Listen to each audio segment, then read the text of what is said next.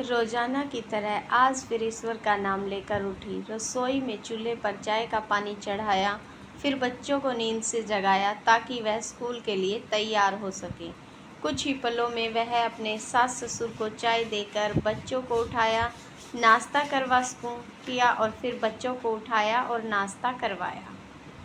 पतिदेव के लिए दोपहर का टिफिन बनाना भी जरूरी था। इसी बीच स्कूल की रिक्शा आ गई। वह बच्चों को रिक्शा तक छोड़ने चली गई। वापस आकर पति का टिफिन बनाया और फिर मेज पर छूटे बर्तन इकट्ठे कर इसी बीच पतिदेव की आवाज़ आई कि मेरे कपड़े निकाल दो। उनको ऑफिस जाने के लिए कपड़े निकाल कर दिए।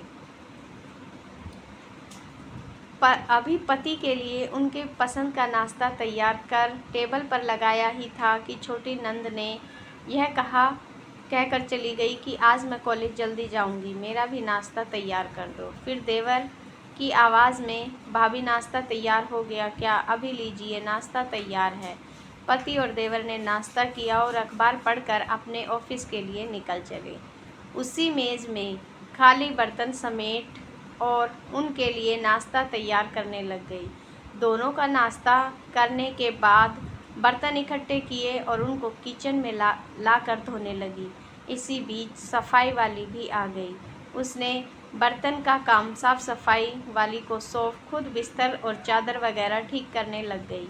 फिर साफ सफाई वाली के साथ मिलकर सफाई में जुट गई। अब तक 11 बज चुके थे। वह पूरी तरह काम समेट भी नहीं पाई थी कि कॉल बेल बजी। दरवाज़ा खोला तो सामने उसकी नंद और पति व बच्चे सामने खड़े थे।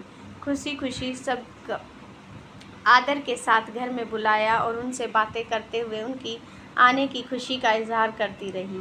नंद की फरमाइश के मुताबिक नाश्ता तैयार करने के लिए अभी वह नंद के पास बैठी हुई थी कि सास की आवाज़ आई, बहू खाने का क्या प्रोग्राम है?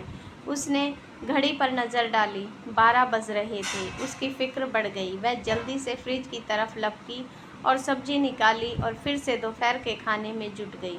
खाना बनाते बनाते दोपहर का 2 बज चुका था। बच्चे स्कूल से आने ही वाले थे। लो, बच्चे भी आ गए। हमें जल्दी जल्दी बच्चों की ड्रेस उतारी और उनका मुंह धुलवा कर उनको खाना खिलाया। इसी बीच छोटी नंद भी कॉलेज से आ गई और देवर भी आ चुके थे।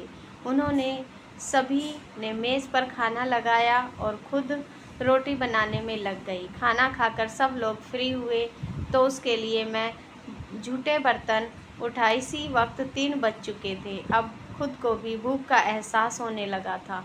उसने हॉटपॉट देखा तो उसमें एक भी रोटी नहीं बची थी। उसने किचन की ओर बढ़ी और पतिदेव घर में दाखिल होते हुए बोले, आज देर हो गई, भूख लगी है, जल्दी से खाना लगा दो।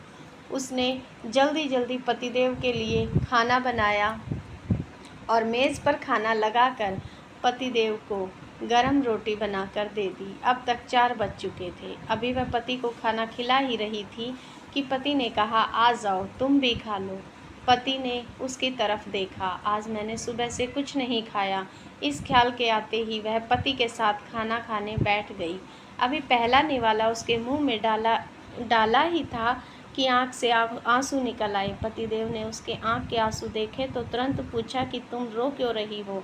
वह खामोश रही और सोचने लगी कि इन्हें कैसे बताऊं कि ससुराल में कितनी मेहनत के बाद रोटी बनाने वाला निवाला मिलता है। मुफ्त की रोटी कहते हैं। पति के बार बार पूछने पर भी मैं इतना ही कहा कि बस ऐसे ही आ गए। पति मुस्कुराए और बोले कि तुम पत्नी भी कितनी बेवकूफ़ होती हो, बिना वजह रोना शुरू कर देती हो। आप इसे शेयर नहीं करेंगे? अगर आपको भी लगता है कि पत्नियां मुफ्त की रोटी खाती